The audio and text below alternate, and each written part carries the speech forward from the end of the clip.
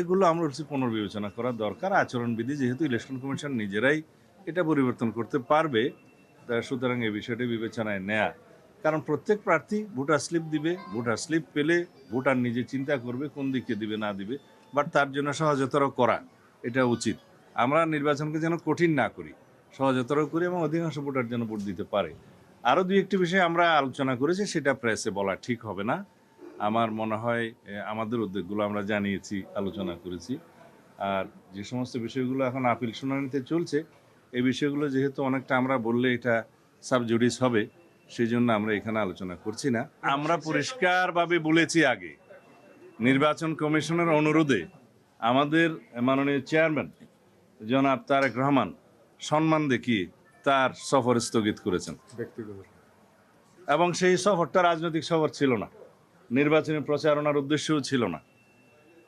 2024 সালের গণ অভ্যুত্থানে শহীদ তাদেরকে বিনম্র শ্রদ্ধা জানানো, কবর জিয়ারত করার উদ্দেশ্যে ছিল।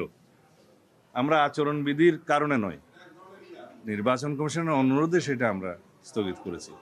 এখন বিভিন্ন রাজনৈতিক দলের গুরুত্বপূর্ণ নেতারা বিভিন্নভাবে যে সমস্ত বক্তব্য বিবৃতি দিচ্ছে এবং সেটা ভিডিও পাওয়া যায়, তাতে করে নির্বাচন আচরণবিধির লঙ্ঘন হচ্ছে। কিন্তু এই ব্যাপারেও আমি দেখছি যে নির্বাচন কমিশন নির্বিকার। তা আমরা আশা করব তারা এগুলো অ্যাড্রেস করবে। গুরুত্বপূর্ণ বিষয় আজকে আপনাদেরকে বলা উচিত, তা হলো পোস্টাল ব্যালট দেশের অভ্যন্তরে সবচেয়ে বেশি ব্যবহৃত হবে।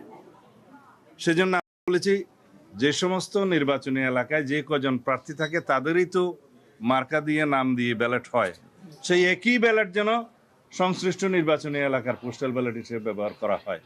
এই ব্যাপারে আমরা সুস্পষ্ট আমাদের প্রস্তাব দিয়েছি, কারণ সমস্ত মার্কাগুলো দিয়ে তো পোস্টাল ব্যালট সব কনস্টিটিউয়েন্সিতে পাঠানোর প্রয়োজন নেই দেশের মধ্যে সম্ভব, এবং সেটা দেশের মধ্যে সম্ভব নয়।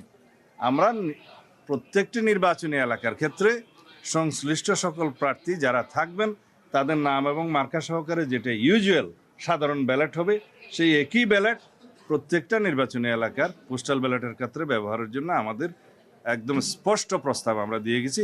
আশা করি সেটা তারা গ্রহণ করবেন, যেহেতু এটা যৌক্তিক।